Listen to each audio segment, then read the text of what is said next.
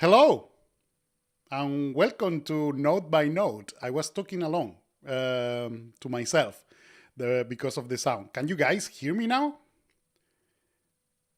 So there is a bit of delay, but I guess now you can hear me. So yeah, no sound. So someone is saying no sound, others are saying sound. Yeah, there is sound. For the people that is not hearing me, check your volume. Maybe it's that. So yeah, I'm here. So welcome one more week to Note by Notes. As you can see, this is live. So I have like you are here to see me struggling mostly, mostly with the streaming itself. Um, so welcome once more. Wow, everybody is now on the chat. So yeah, okay. Thank you guys for letting me know.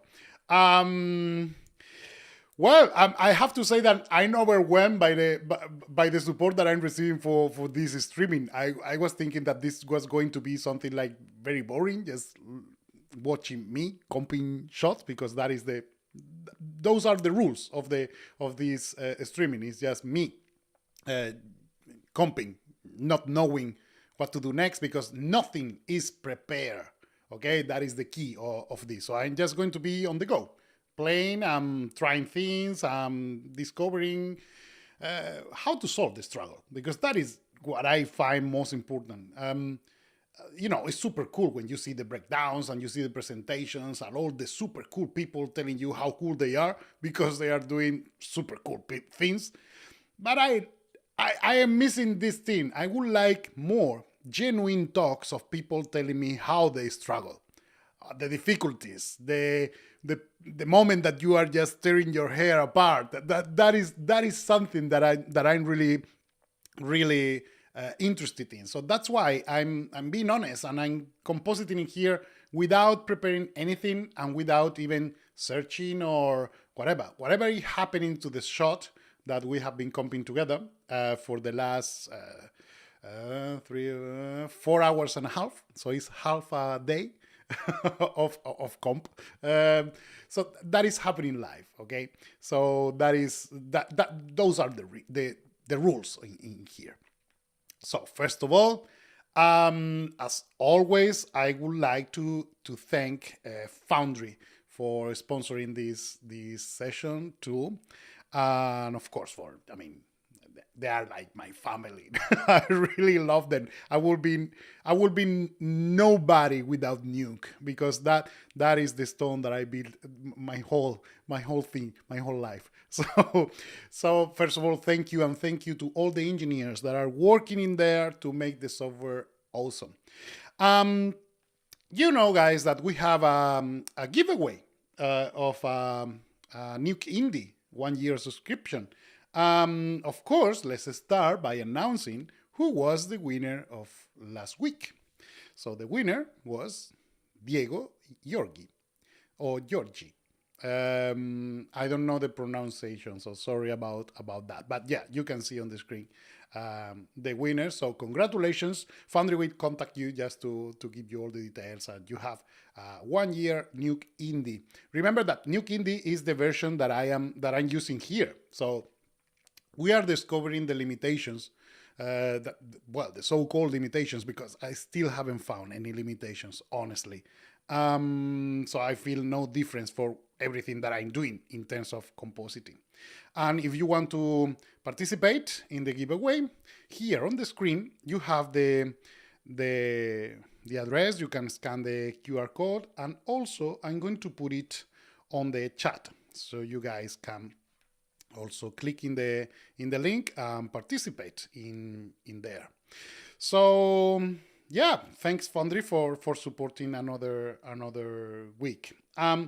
I'm thinking, by the way, that I would like Foundry to get something in return of all of this. I mean, they're giving so far 4 licenses, which is kind of a lot, and I would like you guys to help me just to support this. If you can go to the Foundry channel in YouTube and just subscribe. That is going to help a lot. So now I'm going to throw something in there for you. And I'm going to make a challenge. If we make the YouTube channel of Foundry to reach 100,000 in the next month, I promise I will do a streaming doing copycat, machine learning, just for teaching, just for showing, because I'm learning myself machine learning, and seriously, I have no idea how people is not talking about that much, because it's seriously, you can do so much more if you learn how to use copycat. So I promise, if we guys get 100,000 on the channel Foundry for YouTube channel subscribers in the next month, I give you that.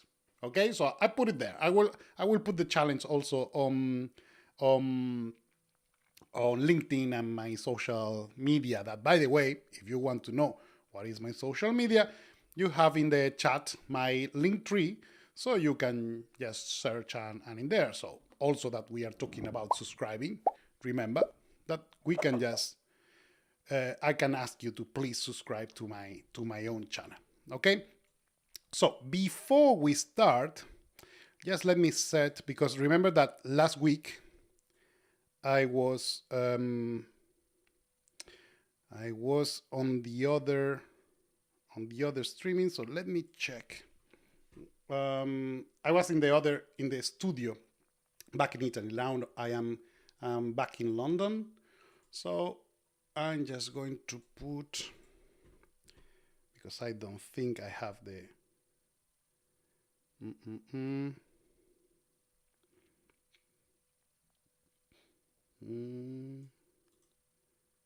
yeah. Let me just get the right.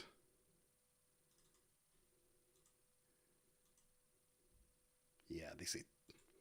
Okay. As you can see, everything is so, yeah. It's like you are here with me, so I'm not just taking so much hassle. Oh my God, it's not working or whatever. I'm not used. The important thing for me is we get to the point. So, what else? Well, let's get to the point. Cut to the chase. So I'm going to start Nuke Indie. By the way, someone, I published a story the other day on Instagram, and someone said that I comp something. Look what happens on my Nuke. Let me just show you. Here. Can you see that? Have you seen the splash screen? So yeah, it's not comp. This is my splash screen. Okay? It's quite cool. It's me. Okay? But I will tell you more about that. If you ask me in the comments, if I find enough interest, I can tell you about that story. So it's true. It's in the splash screen. It's not comp. As what you can see right now is in real. But we are not going to use Nuke X. We are going to use Nuke Indie. And as always, let's start by closing this. And we are going to the compositing space. Okay, at least this week, I haven't forgot about sharing my screen. Last week was quite interesting that I was talking about what I was watching on the screen, and you guys were just looking at my face. So let's start. Let's see what we have today in the comp. So the scripts, and today we are going with the number 4. I'm going to save this as version 4, which is corresponding to today.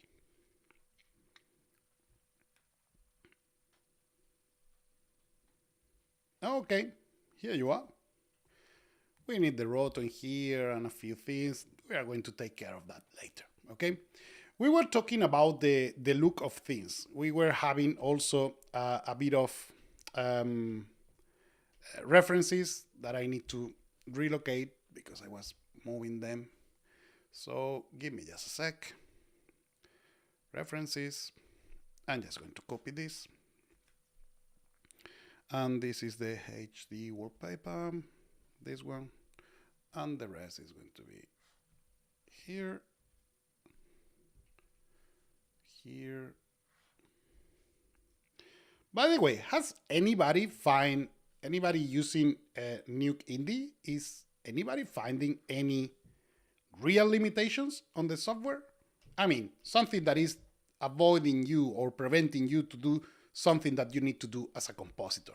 Because to be completely honest with you, I'm just trying to force myself to use it.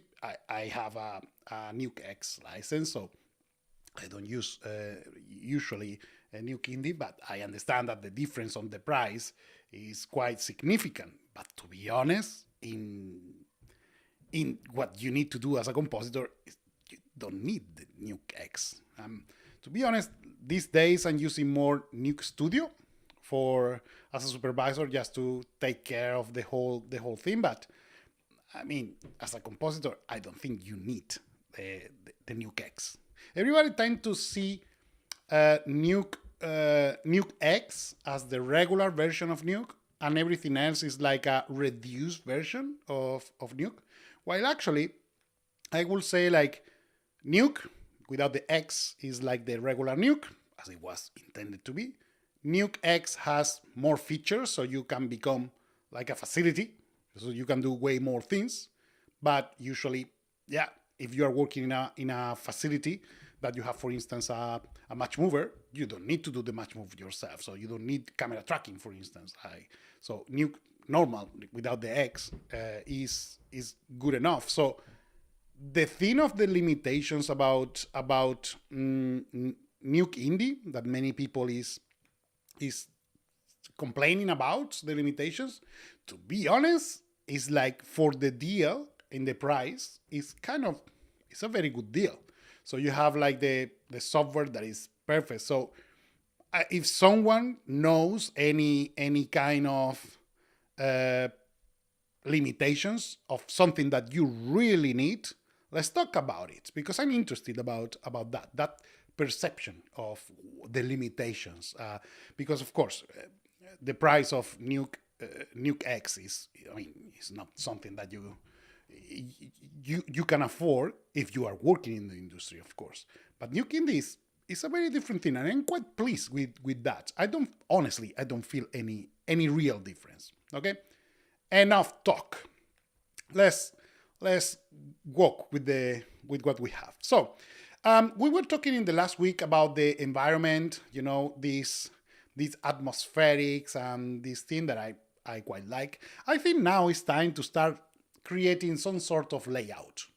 We are going to put the elements of fire and smoke here and there in order to just to understand what's gonna look like. And right now, just to make things easy, I'm going to use only one element of fire and smoke, okay?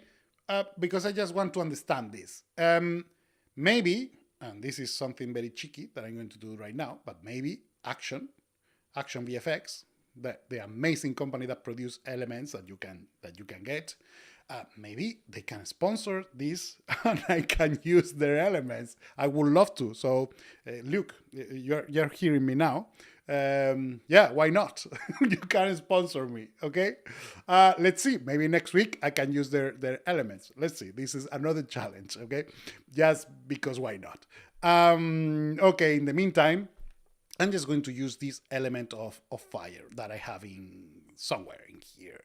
Yeah, this is the relighting, and this is the element of fire. As you can see right now, the fire is going in front of this building. So maybe it will be nice just to place it just in between. Something like, let me see, I guess it's going to be here. No. It's going to be here. Okay, let's see where is that building. Of course, the first one. So this. Okay. So this is the layout. Now,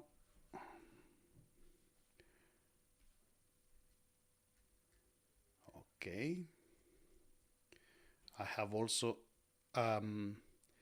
this that is occluding something in there. Okay, we were doing the glow thing,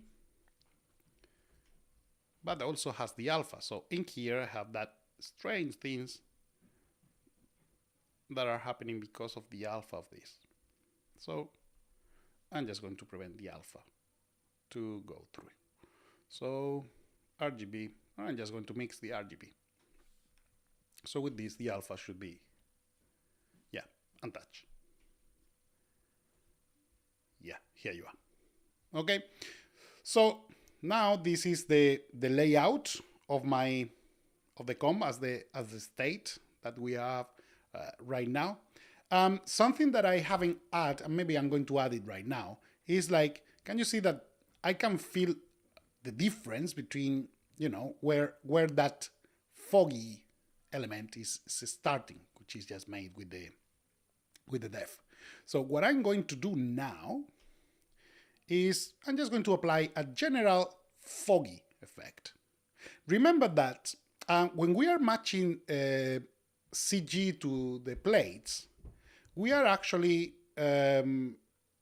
changing the black levels, the white levels, the gamma, and all of that. In here, you can do that. When I'm working on a show, I used to work on live action shows. I don't work on animation. That is, by the way, amazing. But I work in mostly integrating CG to plates. So there is two levels of CG that you can integrate. You can integrate interplate or intraplate. Interplate is just getting the CG that is on the screen and matching the levels that are on that frame. But you can have intra-screen, so intra-frame, which is something that is in another frame or in another sequence.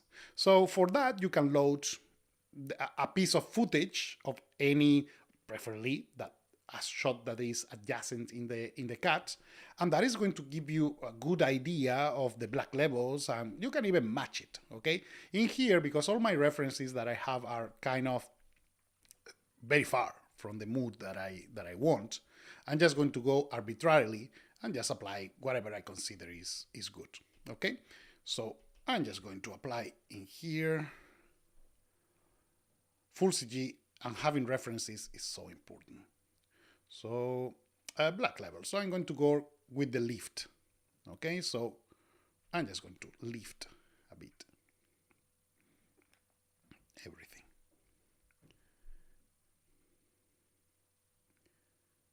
This is going like very, yeah. So when you are doing something like that, I always, I think I mentioned before, I like to use the TMI because they are like the controls as an artist that you are more familiar with. But the problem with working with the TMI is that you are going to feel that sometimes the blue is going to, well, the blue or the red, depending on what is the direction, but you are going to go below zero. And when you are playing with the lift and you go below zero, that means that your lift is going in negative values. Of course, the black clamp is going to prevent that, but you are going to start losing detail in there. So what I'm going to do now is I'm going to try to compensate by using the intensity. See? So have a look at the repercussions that you have in the lowest channel, because you need to keep an eye on this. Right now I just match value 0, so I don't want any detail to be lost right now in the lift, because that comes later. Okay, of course I'm going to lose a bit of detail, but that is something that I'm going to select arbitrarily, and I want to crush. That is something that you need to do. There is what is called the base and fog. Let me see, here you are. Remember this is the characteristic curve of any support. Okay, this is just to show you what is the logic. So there is a portion of that curve right now is linear, there is a talk that I presented for FMX and it's online for free. Search because I don't remember the link for that. But in there, I showcase how to deal with the characteristic curve, which is sensitometry. So right now, what I'm doing is by eyeballing more or less how this should look like. And it's quite difficult, okay? So I'm just going to try to match and just use references, which is like the main point from last week and also this week, okay? By the way, now that I'm seeing the characteristic curve, if you want to know more about this thing of the characteristic curve, or just go to the Master of Light course, okay? I still preserve, because Foundry is giving away, so I'm giving also away the 50% discount for the Master of Light course, which is a series of 15 hours of photorealism. It's about specialism in integration of CG. There is a lot of theory in there that can be applied, and in here I'm not going to enter that deep, of course. I'm just mentioning, but it's good to know for you that there is this resource available. And if you want more and you want me as your personal Jesus, as the pitch mode song, you want me to show you something in particular, just you can just go to the one-on-one sessions that I am offering, and I'm going to put in the chat the promotion for that, and also the link for the one-on-one in case you want me to teach you something or to work together with whatever. So it's practically 1 hour that you have me for whatever you need. Okay, so yeah, let's go back to the references, what I was saying about the sensitometric curve and that. So if I want to replicate that, this will be like the equivalent nodes for creating the beauty grade of the CG. Okay, so what I'm going to do is to play with the tool references that I need to every time I'm working with the match of the CG. So I'm going to use, first of all, I'm going to use the toe. Sometimes I'm just going here to the menu when I'm teaching, but right now I'm not teaching, so I'm just working together. So I'm just talking while while I'm doing this. I always remember when I started streaming and doing tutorials, it's like I really love all the chefs that are doing like cooking shows that they are talking while cooking. Oh my god, you have no idea how stressful it is when you are doing something and you have to talk at the same time. I like to be, I'm very silent when I'm working, but yeah, I'm going to verbalize this in order to share, because if not, imagine 1 hour and a half everybody quiet and me putting notes in there. No, that would be so boring even for me. So the combo nodes that I use to work with is, of course, the grade for manipulating the values, and then I'm going to use two restraining nodes. One is going to be the soft clip for the high areas, and then the toe. Remember, and this is something that I like, the nodes in here, the icons are so cool because they have like the shape of what I'm looking in here. So the soft clip is referring to the higher area, and I just realized that I didn't reduce the resolution of my screen. So probably, guys, you are very close to your screen trying to understand what's going on. Sorry about that. In the other hand, we have the toe that is indicating the area on here, the area on the low. So if you guys are really, you cannot read or cannot follow what I'm doing, I can just try to fix the resolution. I just not very friendly of changing the resolution in the middle of a streaming, because it can just lead to disasters, okay? But maybe I can just do something else. Maybe I can just reduce the screen, whatever. Just let me know in the chat, okay? By the way, in the chat, if you guys want to buy me a coffee, which is a good way of supporting me. I'm just going to leave you the link in the chat so you can just get me a coffee, which is a nice way of supporting me. So yeah, coffee. Thank you.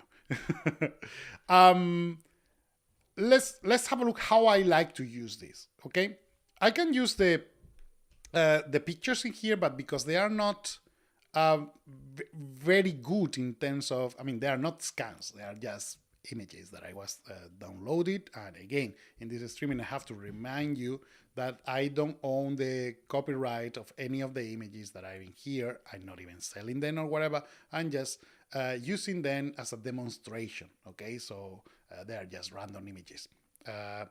So let me showcase you something that maybe you are not realizing, which is, look how the image is exposed. I can see, for instance, the house. I can see a bit of the flames.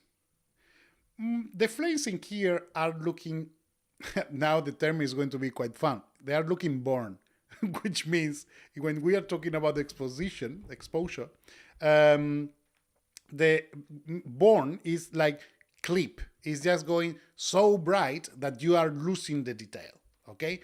So in here, the flames are indeed born because they are very, very bright. But you don't feel that, because the area that is well exposed, which is the area that I refer in here, the straight line. This is the area where the all the features of the house are placed in terms of the sensitometric densities. So as you can see detail in here, the white, the stripes that are telling you, it's describing the scene very well. Even the color, when something is very, very bright, as you can see in here, is even losing a bit of the color. It's just getting the compression of the whites, okay? Like for instance in here, this is a reflection of the sky, I guess, or something else. Yeah, even the sky itself. The sky is so bright that it's looking white. It's value 1. You see? Value 1 means that, yeah, there is nothing. Maybe there are clouds, or maybe not, or maybe whatever, but it's just so bright that you see no value. Now I'm going to make you aware of something that maybe you are aware, maybe not, but can you notice that there is no detail in here? There is very little. But your brain is filling the gaps. So this is something that as a filmmaker, you are always embracing, that you don't need to show everything, okay? You need to give enough information for the audience to complete the story. But if we transfer that, not as a storytelling in terms of filmmaking, but as a compositor that we work in intra-frame, so we work in the storytelling of, one single frame at a time. In here, I don't need the information of the tree in order to understand that it's a tree. I know that the tree is continuing in here. Maybe not, but my brain is capturing that. And why? Why is that dark? Well, maybe because of the conditions that the photographer had in here. They were not enough to provide a good exposition of this area, which is the main subject, because we want to see the house on fire. So in here, you need to expose correctly the house and the fire. So nobody cares about the tree. Nobody cares about the sky. In order to tell the story, you need to be sure that you see a house and the fire. And of course, the smoke, that is a secondary thing. But you need to understand that. So in here, I don't have any detail. I don't have anything that is going to tell me that this is a tree. Still, I know that it's a tree. So that is the gaps that I was talking about. So in that area, we are right now here in the area of the base and fog, which is practically the minimum density, which is not the minimum image density, which is when we start reading stuff. This is like the minimum. It's like there is nothing darker than that. Usually that point, when we are talking about film, that point is never 0. As you can see here, maybe if you cannot see, I can just tell you that it's not 0. It's 0 point something, because it's slightly brighter than 0. That's why it's not starting here. So that is the lift point. okay? This is photography, by the way. This is nothing I invented, okay? So this is just applying photographic terms to my composition, because this is what I want. I want to make things to look photorealistic. So I need to create the same thing. So CG is really cool because you can have everything at full, everything with all the detail in the world, like this. Well, maybe this was not the best one, but this is like you have a lot of information, okay? And at the end, you don't want information. You want to discard information. So in order to discard the information, we just need to, as I always say, in compositing, we are destroying the image with style. So let's apply this style. So what are we going to do? Something that I would recommend is, like, in photographic terms, it would make sense that the grade, when we are talking about the lift and the toe, they are linked, because they are supposed to be at the same point. In order to demonstrate that, it's just very simple. Have a look at this graphic. The lift, which is this point in here, is a vertical value, is just corresponding to the point where the toe is ending. Okay? So here in the green, the toe is ending. The toe is a transition that is horizontal in the line, while the lift is vertical. This thing is a bit complex right now. If you want to know more, just go to that course, but it's just to showcase that there are two levels of matching, and that is a vertical level, the lift. So this is what I mean. We need to match this to the point where the minimum point of the toe, which photographically needs to be like that. If you are aware, and if you are not, I'm going to tell you, the grade has this control that is called lift. Yeah, I just use it so you know that. But the toe has another control that is called lift. Why? Why the control of the toe is called lift? Well, it's because the minimum point of the toe is actually the point of lift. So if you want to do something that makes sense photographically, in terms of compositing, make sure this lift and that lift are exactly the same level. So that is going to create a smooth curve that is going to develop. By the way, the node toe, if I'm not wrong, if I'm wrong, someone can correct me, but I think I'm not. The node toe was developed by Double Negative. I remember I was using the toe way before the toe was included in the commercial Nuke. You know, guys, that every company has their own set of tools, and I remember when I was at the NEC back in more than 10 years ago. I'm getting very old. So when I was in there, I was using this node that is very, very cool. I'm very happy that, I mean, it happened a couple of years after that. Nuke included this. So, which is something that is very cool. You have nodes in the industry that are feeding to the software, and then the software which is feeding. This is the nice thing about using Nuke. It's for the industry, by the industry, and we are an ecosystem. So the lift and the toe are meant to be together. So what I'm going to do is I'm going to link them. So I'm going to grab one value and the other. And as you can see, I'm not even looking at the image. I don't need to look at the image. I know that is correct. So this is my way. The toe is going to be the last node that I'm going to place when I'm playing with the corrections. And right now I'm just doing a primary correction, which means I'm applying a correction to all pixels at the same level. The grade is one primary color corrector. And then you have the secondary color correctors that are for areas of the image discriminated by whatever criteria you want. It can be a mask, or can be an area of brightness or whatever. So the color correct, for instance, is a secondary. It's not the only one. There are so many. But right now, with this, I know that photorealistically, this makes sense. Okay? I'm just going to reduce a bit the soften because it's getting too strong. Soften, usually for 2K or HD, usually I'm going with a between 1.3 and 1.8. That is, those numbers are by experience. If you go over, it's going to look blurry. And the amount is going to be always around 0.5. you can get 0.75, 0.25 when it's something very sharp. I mean, you can just apply. But look, this softening effect is just removing that mathematically perfect image, super crisp, okay? Remember, compositing, destroying the image with style. So I'm going always to repeat that. So now that we have the toe, remember that you have to split the toe. If not, it's going to look like one single value, and that is going to look very, very wrong. So now that we have this, what I need is just to lose that detail. Because still, right now, even if the detail has been lifted, we still have all the detail. So I'm not crashing any detail. I'm not destroying any detail, okay? So I still have plenty of details in these areas, for instance. Do I want that detail in there? Well, probably not. Depends always on what is your area of interest in terms of exposition, the latitude that you want to emphasize in here. So we have a lot of information in there. Do we have that? Can we burn that?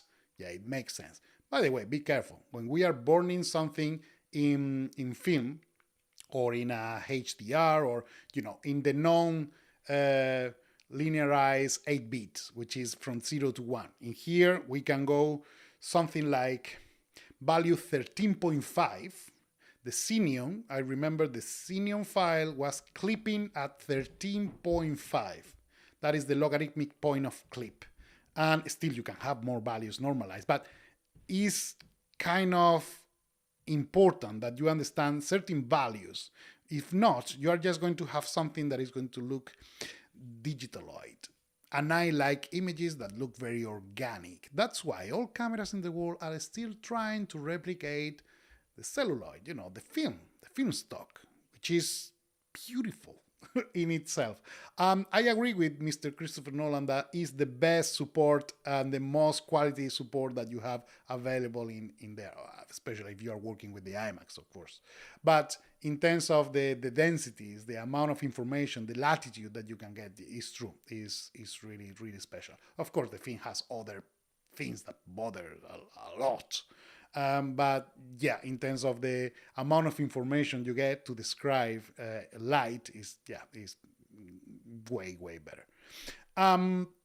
So let's work with the grade now. Let's try to get a bit of that detail to get lost. How do you do it? If you move the lift, of course, it's going to be useless because you are going to move the toe. So what I want is just to press my curve towards the toe.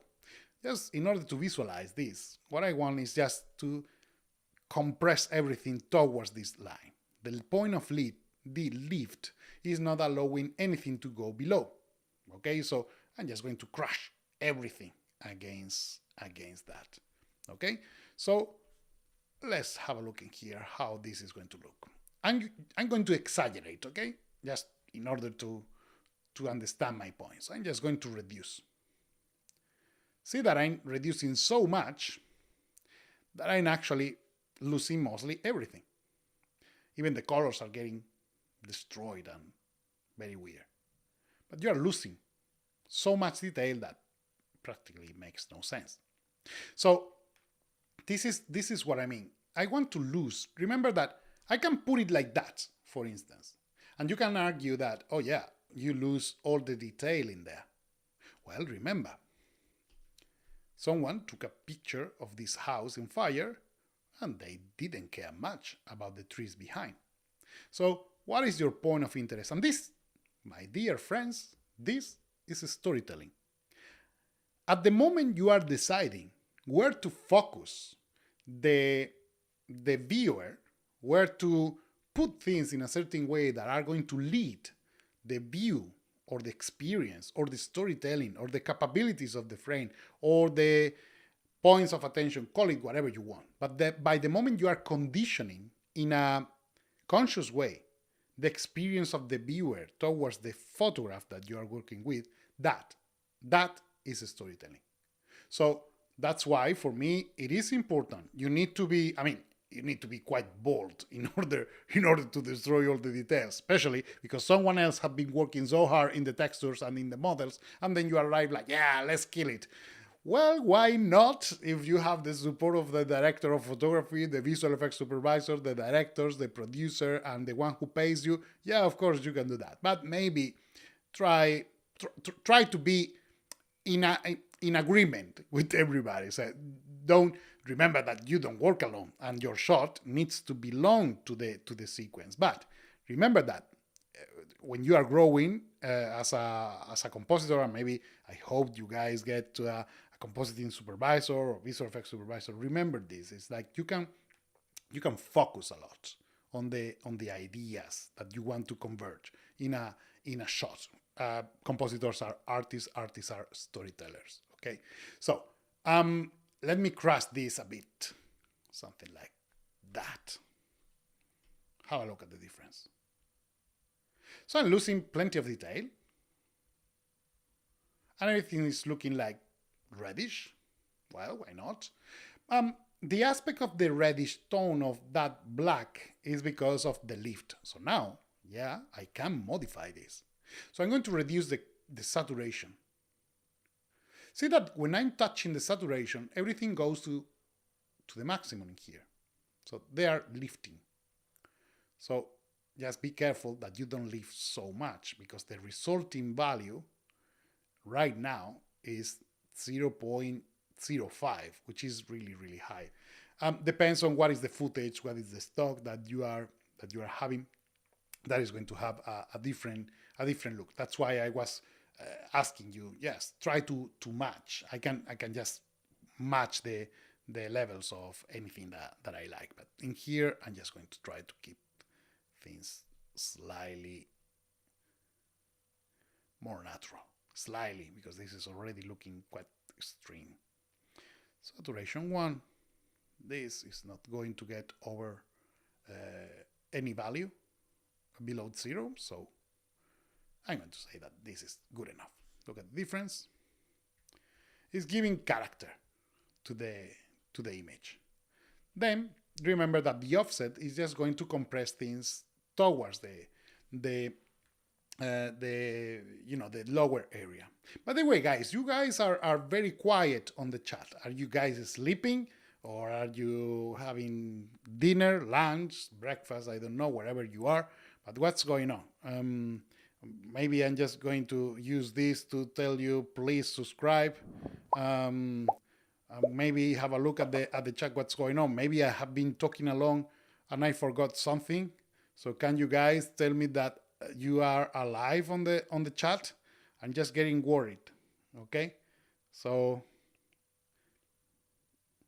okay, nobody there. Am I talking along? Oh, someone is awake. Thank you, Diego. Okay. So, what I was saying is, like, you can compress the toe not in a regular even way. You can also reduce by certain areas. Okay. Oh wow! Thank you.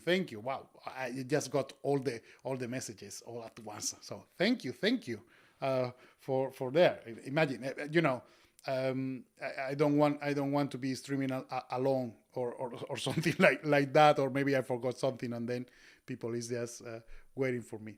So what I was saying is, like, the offset, you can even characterize the transition of the toe. So I can just make certain bluish areas to go harder, or like I'm going to do right now, is I'm going to capitalize the reddish tones. Yeah. See, so now this is looking more like it. Now I'm going to do the same on the other side, on the higher area. I'm just going to play with what is called the shoulder. This area here on top, the shoulder. This area that goes over the maximum density. So what happens to those values that go too bright? Okay? Do they go to heaven? Yes. So we are going to kill them and send them to heaven. They are very, very bright. So I'm going to use a conversion here. There are different ways. You can use the logarithmic compression that is accurate, but you're going to find that it's quite tricky to handle the logarithmic. So you can reduce. It's quite tricky. So I would prefer to maintain the brightness. The problem that we have is like the values are very low. Look, it's really, really low. So if I start clipping something that low, I'm just going to lose like a big deal. See? Of information. So you can preserve the hue or the saturation if you want to preserve certain areas. Or you can go with the compression, the logarithmic compression. But again, sometimes you are going to need to, because the curve is very, very strong, so you just need to go like really, really low in order to feel something. Though the logarithmic compression works very, very well when you are using, of course, something like, as I said before, over those values between 0 and 1. So you start changing the aspect of the highlights. Maybe in here you can feel a bit of that. Is right now, because the values are very low, it's not worth it. So I don't want to force. I have like a philosophy, which is if I cannot see it, I'm not going to try to replicate it. Okay, so the thing is like, yeah, by manual, I should go and apply some sort of compression of the highlights. But in here, I don't see any highlight that deserve a compression. Yeah, the specular in here and something like that. But maybe I can just play with that separately in the specularities or something like that. So I don't feel like I need to play with that much. Okay, so by doing this, I'm just reducing a lot the theme. But see, it's just the specularity. So I'm just going to play singly. Yeah, remember, I have the passes a bit combined. So I'm just going to leave it, okay? It's not bothering me that much. So let me adjust a bit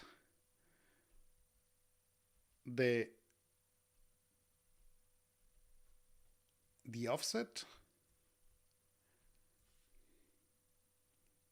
in order to recover once I applied.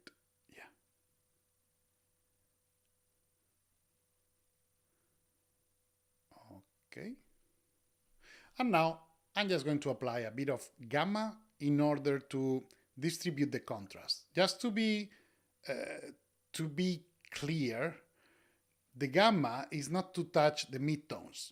If you want to play with the midtones, you have in here the midtones in the color correct. The gamma is the distribution of contrast. It's how you are going to distribute the mass of luminosity from the bright areas to the lower areas. So you are modifying the aspect of the contrast. So with this, maybe I can just play with this, reducing in here. And now I'm going to force, on the other hand, stretching the higher area. When you are playing with the multiply and the gamma, you are actually stretching the contrast, okay? Of course, in here, it's doing exactly the contrary of what I wanted, because what I want is just to reduce. Remember, I said in the beginning of when I started, I think was the first episode, that I want to reduce the aspect of that bright light. So what I'm going to do is I'm going to bright this and reduce that. And this is getting more and more like Blade Runner, because there is no contrast. Okay?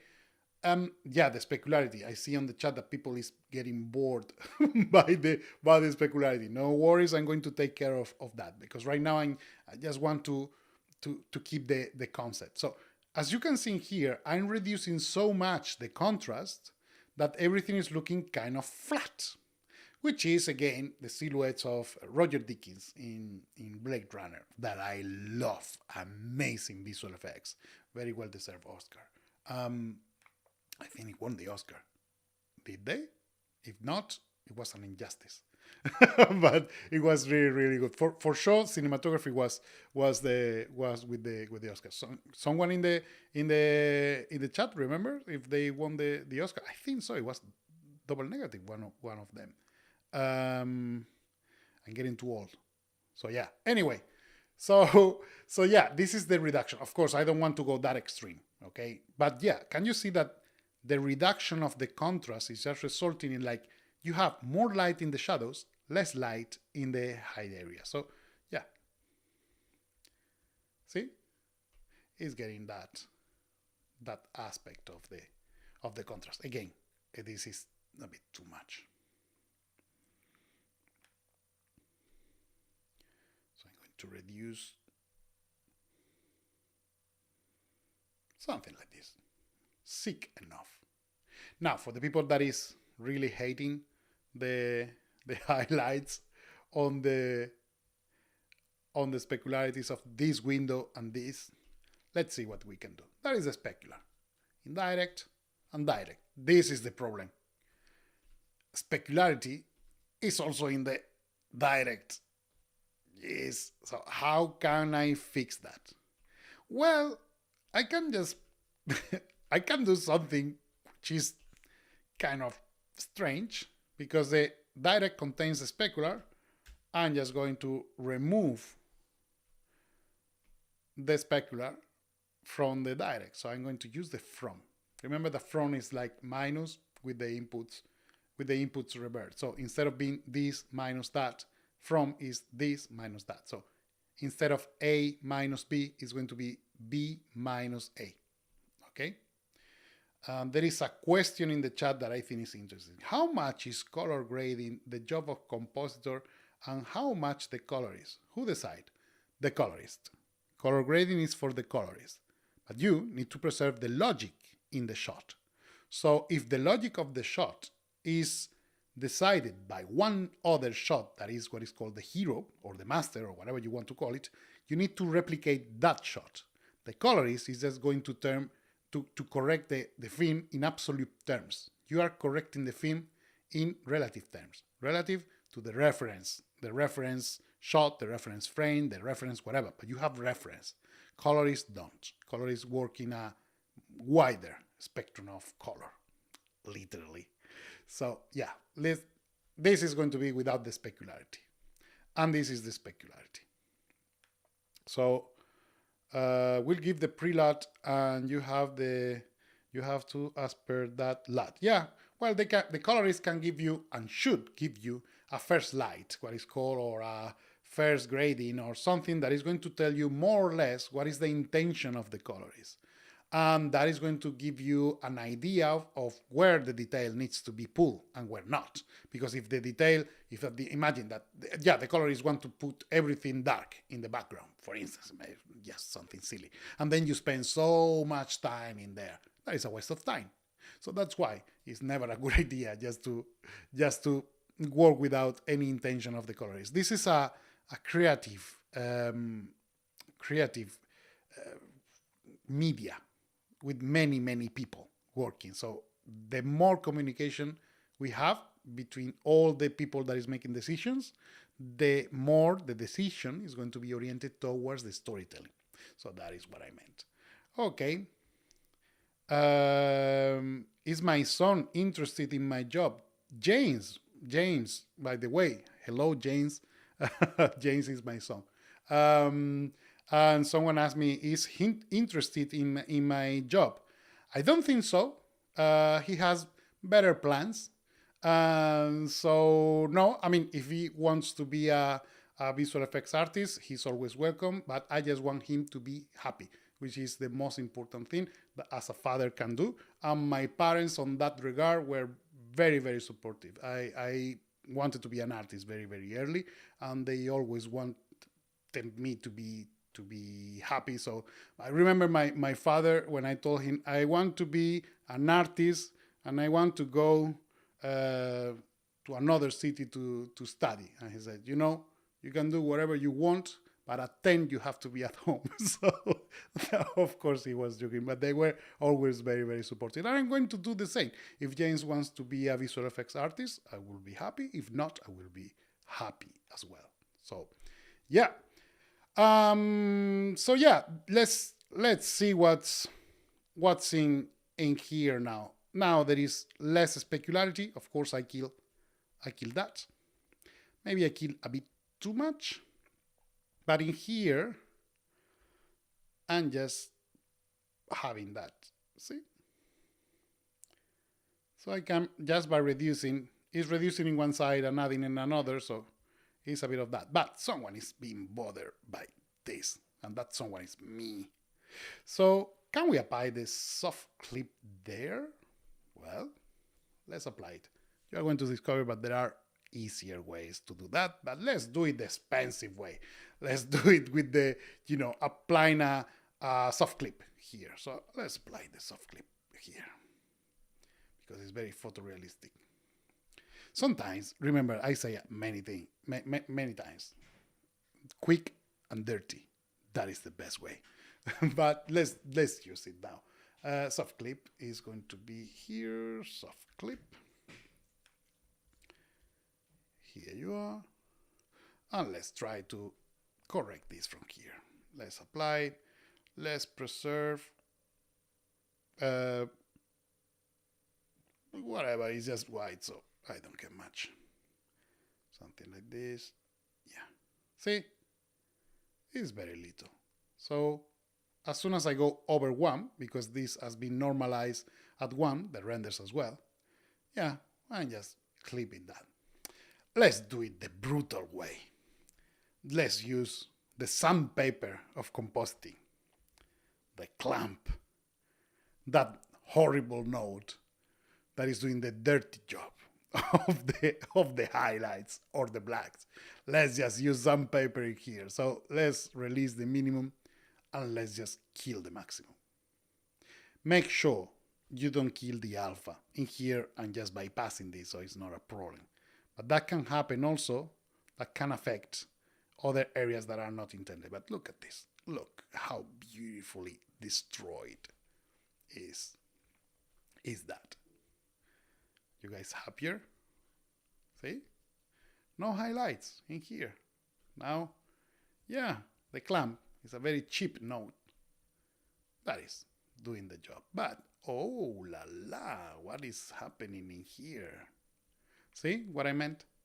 You need to be very careful. When you are doing this and you apply some sort of dark values or whatever, you can apply corrections in areas that you are not intended. So maybe it's never a bad idea if you apply through the alpha. Okay, so even if you want to preserve, just go here, apply the clamp only in the RGB. It's always a good practice if you don't want to modify anything, because maybe after, if you don't remember, but you are using, like in here, you are using the depth. So if you are using the depth, but you are clamping the depth, always, this is a very, very good practice. Just refer to the channels that you need and always limit the area to the areas of interest. So in here, I know that I just want to, whatever is inside the alpha, you use the alpha. Even if before you were, I was preserving the alpha, but I was not preserving the depth. So it's a very good practice just to focus on the areas that you need to work with and nothing else. So now you are going to see that as soon as I destroy this, see, I'm just destroying the areas that I want to destroy. Nothing else, nothing less. Okay? So there is always a way. That is the philosophy of a compositor. It's just you need to find a way. And not always is elegant. We have to do the dirty job, but with style.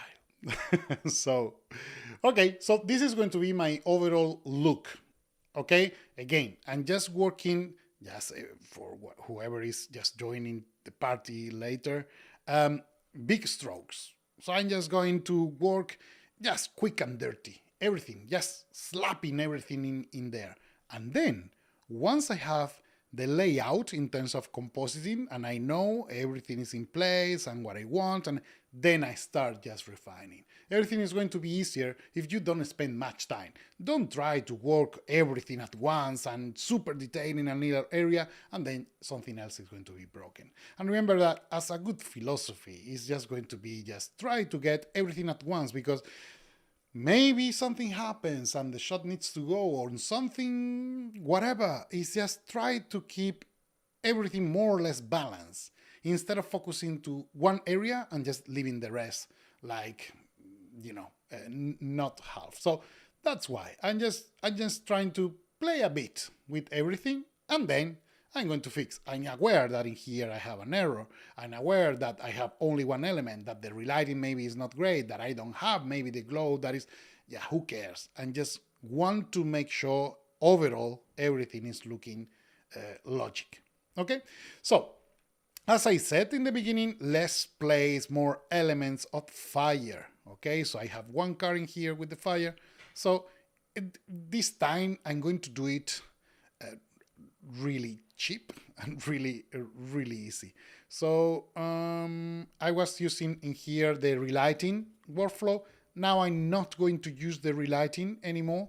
I'm just going with the easy way, just the element of fire. Always look into the camera, because I don't want anybody to discover that it was flat. When it's far, of course, nobody is going to notice, but right now, because it's free, it's so easy, why not? So let's see, the car is in there.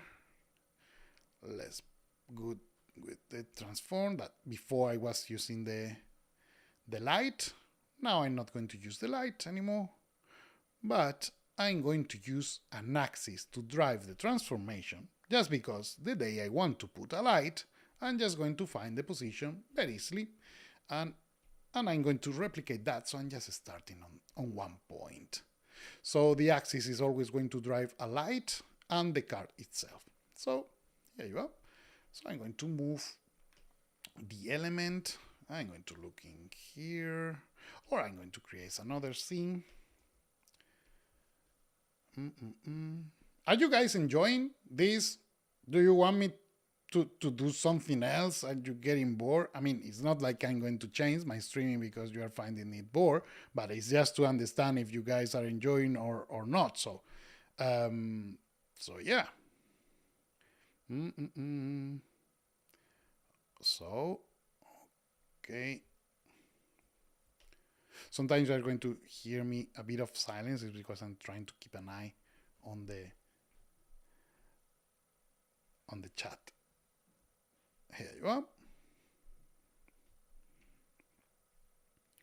So let's place one in the big building. And next week, we are going to talk, if I remember, we're going to talk about the scale of elements. That's why I was saying that maybe they can sponsor me for and using their elements. So I'm going to write an email, let's see. They are very nice guys. So the scale of elements, something that I would recommend is not to change the elements if you are using the same batch of shooting, or even if you are shooting elements. I have an amazing, many years ago I was doing a session of pyrotechnics with one amazing guy that he did the original Star Wars, the Death Star and all of that, and it was amazing in San Francisco. I understood so many things in the real life about elements, the scale and all of that. So if you have the same batch and you change the scale of the elements, that is going to change how big is going to look the scene. So try to keep more or less everything. And if you change the scale, you have to pay with the speed. So that is something that maybe we can talk about when the time is right. For now, I'm just going to play. This element is already in there. Yeah, it's in there. Let's see. Yeah, here you are. Another fire. And it would be nice if you just put a bit of randomization, whatever. If it's the same element, honestly, you can do that. So you don't have different calls to the drive. So I'm going to apply a time offset. So I'm just going to play a few.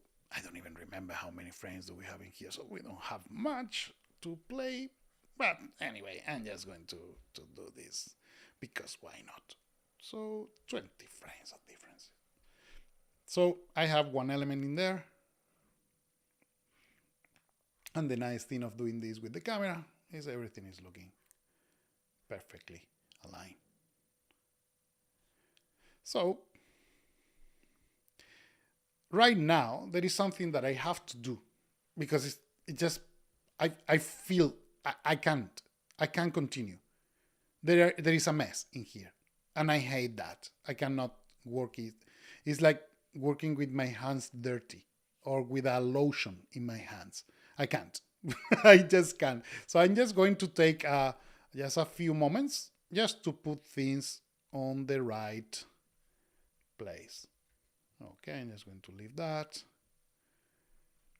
Order is so underrated. That is the right word. Is really, if you keep things in order, this is already spider comp. So it's, yeah, not good. So this scene is just for pre-visualization purposes. Okay, if I need another, I will do another one. Let me put this there.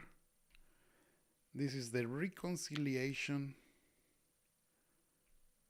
And you know, when I'm using the reconcile, these kind of nodes that are calling for nodes very far from, I just like to hide the, once the node is done, I'm just going to hide the input. So I don't have inputs going around. So I'm going to hide that. In here, this is not something that I need. So I like when I have a node that I don't need the input, I'm just going to make sure there is no input disconnected because it's very distracting. It can look like I forgot something.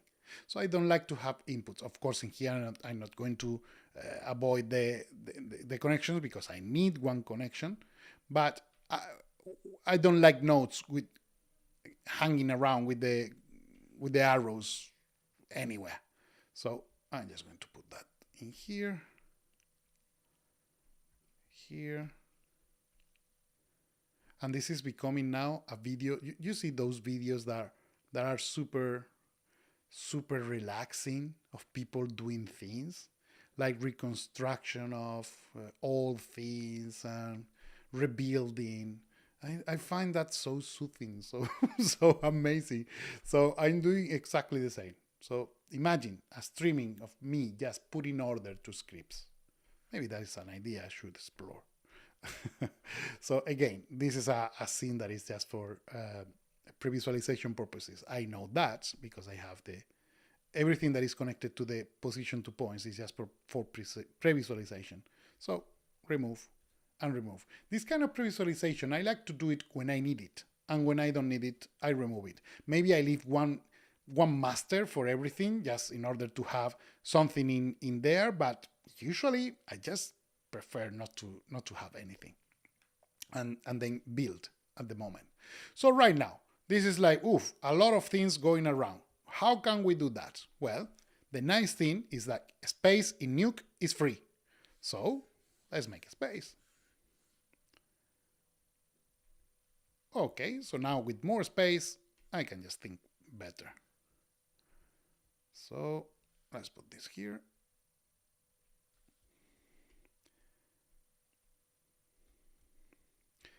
Something that I don't like also is to have the nodes going left to the right or right to the left. I just like nodes to be attached to the area of interest. So in here, so I understand that I'm processing this instead of going, what is this glowing?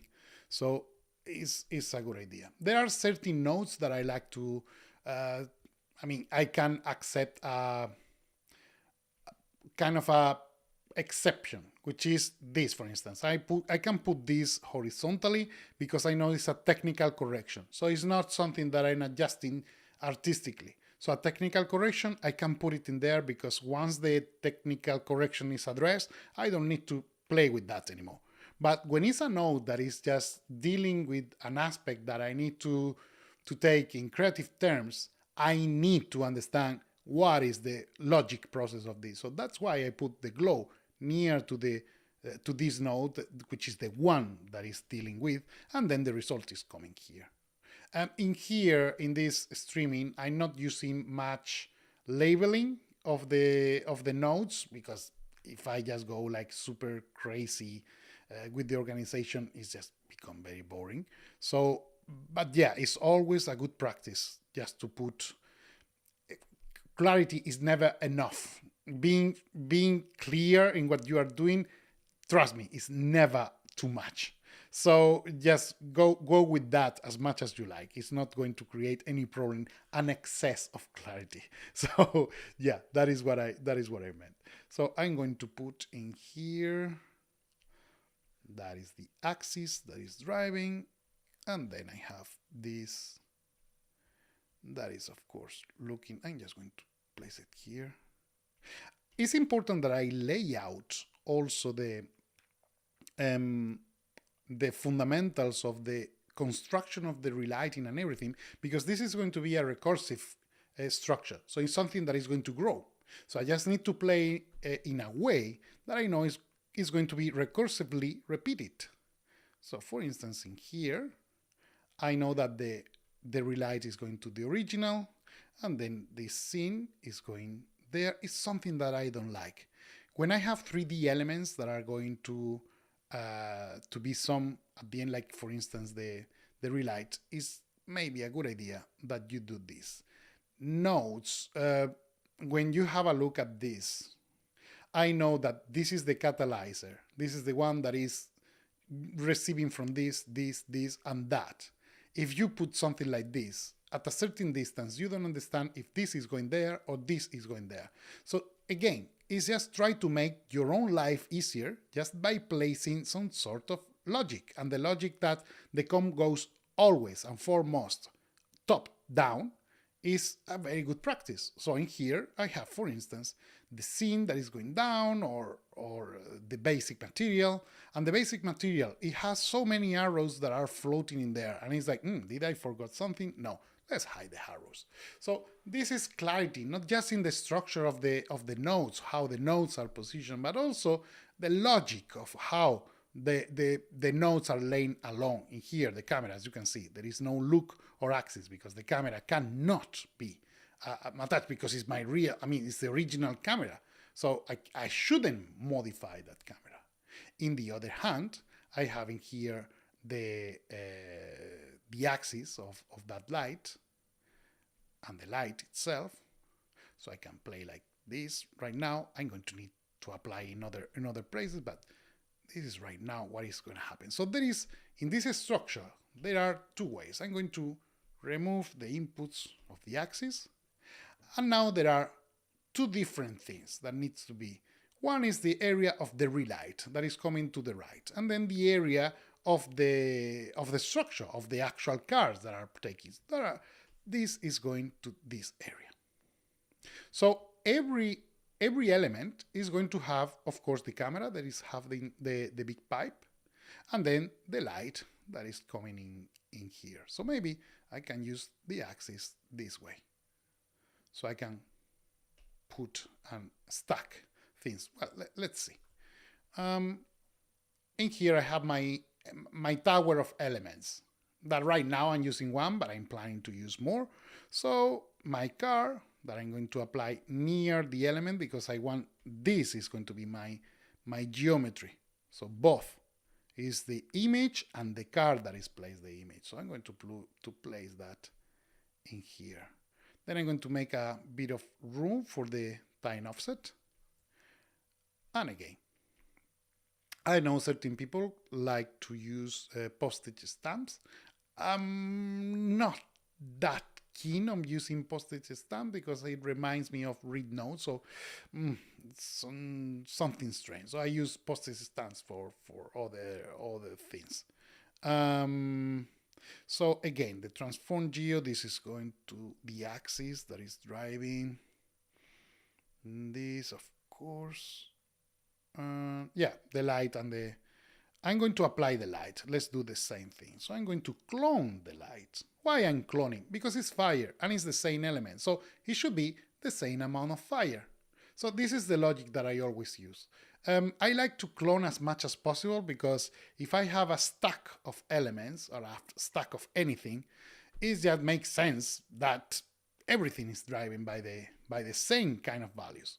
So this is what I'm doing in here. Okay. So I'm going to apply this here. This is going to be here.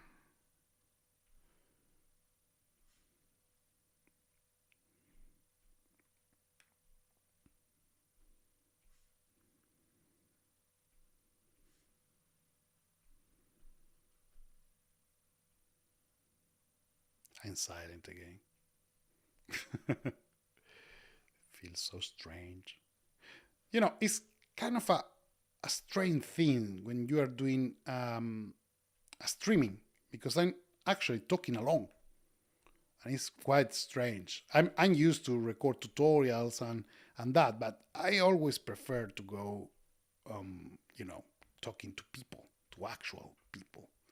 So that is why I love the live events.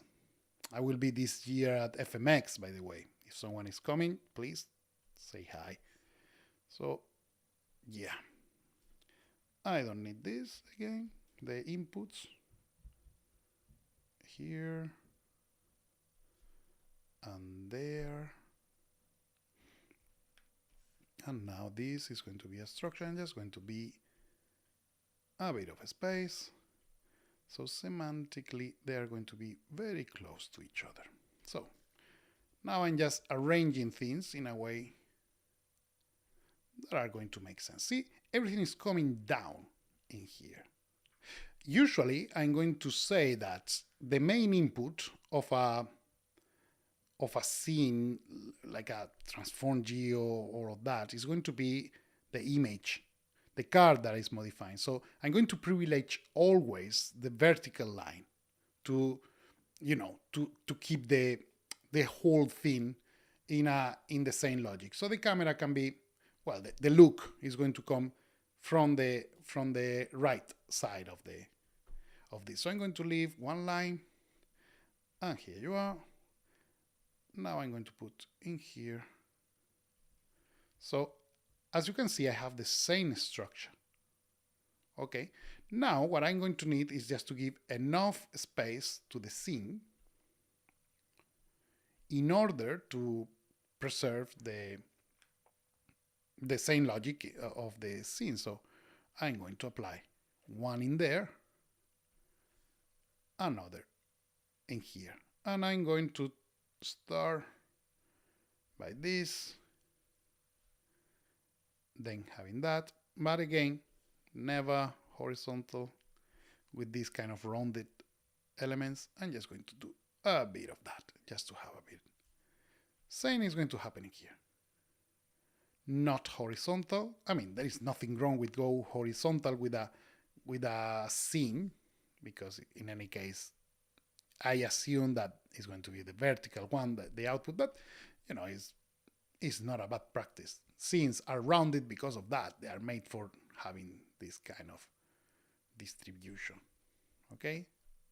So with this, I know that this is a structure, this is another structure, this is the structure that is receiving. So I have in here my relighting that is receiving from this, and my the actual cards that are receiving from there. Okay? So with this, I have the whole thing, even with the relighting, that, yeah, it's not like a big deal. But the nice thing is, like, everything is easy to change. I can even stack a master, for instance, a master axis. Let's just do something just for showcasing. If I place an axis in here and I place the stack of axes, access, I don't know the plural of axis. So in here, I'm going to see modify everything all at once.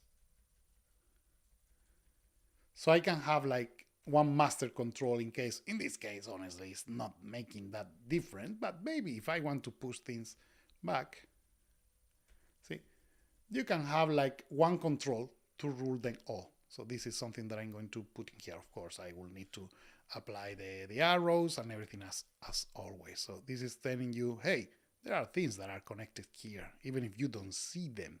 It's a very smart thing. So you know that, yeah, something, you are breaking something. This is the message that is telling you you are breaking something even if you don't realize. Are you sure? So every time I see this, I'm just shaking. so yeah. The camera in here, the camera is also being transferred to another element. I even have a node that allows me to label dots and color nodes and all of that. It's called label or something. It's on Nukipedia. I don't even remember. I think I have published too many things. So, but in Nukipedia, but that, by the way, is an amazing resource. If you haven't, but I guess because you have been around for a while, but if you don't, just have a look at Nukipedia. There are so many awesome things that are being released every week. Many people is collaborating with the community just for free and loving the craft. So I'm also very grateful to them. So yeah, this is a very nice way of placing the structure. So I can even label this. I just don't want to populate too much.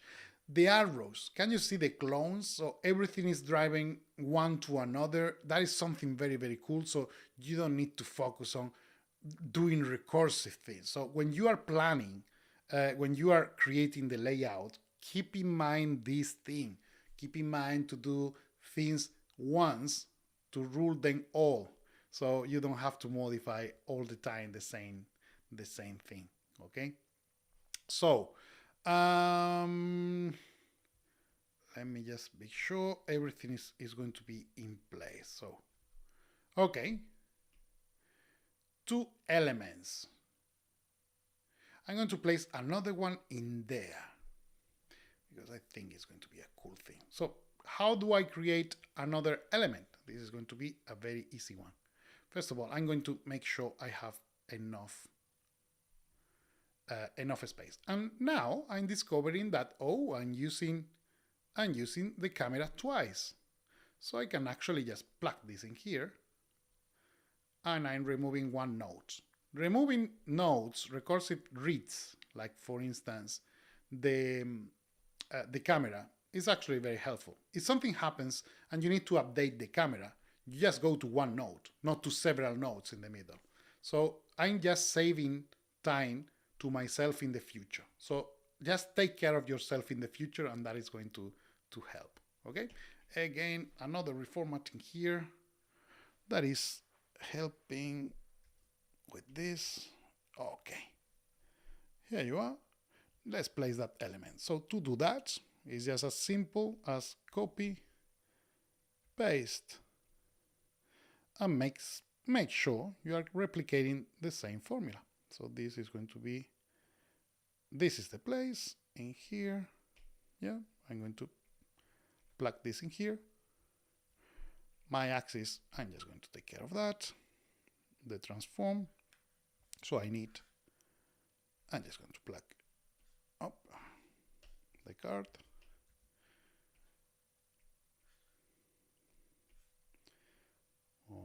Okay, and let's play another. It's very tight. I mean, I'm just having like 50 frames of buffer. So let's go here. Same level in there. I never want lines to overlap, going one over the other, but in here everything is doing well. And this is going to this scene. See, it's very easy. And I just add another element. Now, I need to pre-visualize. Now, I'm going to put something in here, which is going to be my master scene for pre-visualization. So, scene, and in here I'm going to make sure I have everything that I need. So, this,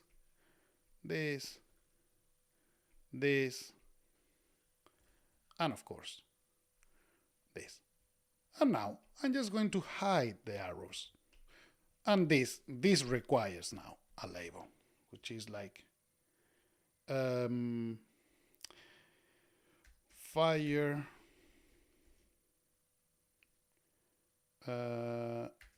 elements preview.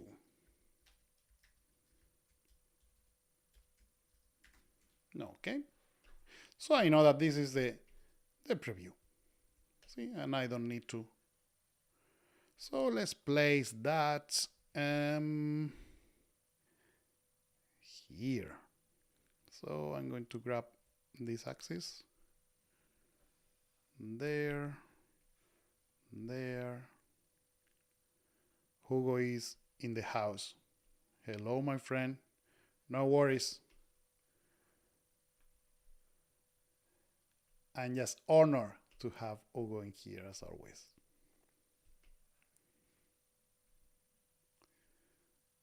I mean, I don't think Hugo needs any introduction. I will feel ashamed if Hugo needs introduction in here. So if you haven't visited his amazing streamings, you should. So yeah, Hugo's Desk, one of the finest resources on the internet for everything about visual effects. So let me put this in the viewer. I just need to connect the camera if I want to visualize my camera. So I'm going to put it here. So now I'm going to visualize this, and I just want to make sure this element is in the right place. So here, and there. So default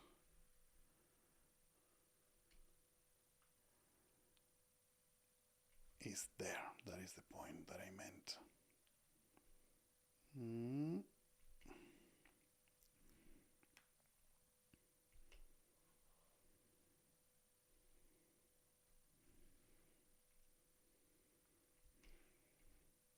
It's almost time, so I'm just going to make sure this element is going to be placed in the right position.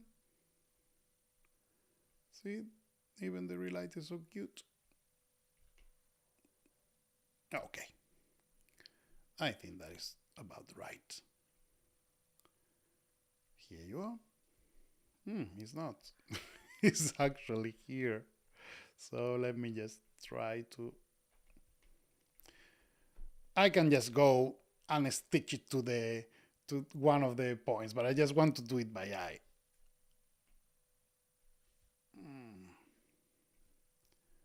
So there. Yeah, it's in that place.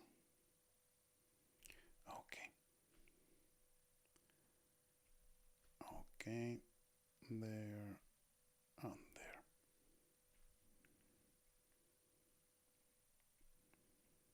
I'm going to place it there anyway. So with this, here you are. I have my 3 elements that are glowing, that are relighting, that are with the layout. So this would be like a good beginning of things. Of course, if you want, I can just play more on with the elements and play so many elements, but that I'm going to leave it for next week. I'm going to, let's see if the guys at Action Effects are listening and they can give me a hand just to put more elements in here. I love the elements by Action Effects. They are VFX. They are super cool. I have myself a few from many years ago. Yeah, let's see. But this is more or less what I meant. I have been just to recap, as I always do. Have a look at how different things are going to look in the layout. When I talk about compositing layout, I feel about the mood of the color, the elements, anything that you have to put in there. You are just slapping them and just making sure once you are happy with the elements, then we can just go and refine the things and play with the right balance. But right now we just need to put together something that makes sense. So with this streaming of today, we have completed 6 hours of this shot, which is roughly less than a day. But if you are working in the industry, actually, this will be a day because you have also dailies, you have administration, you have to fill logs and production stuff. So 6 hours is kind of good average for that.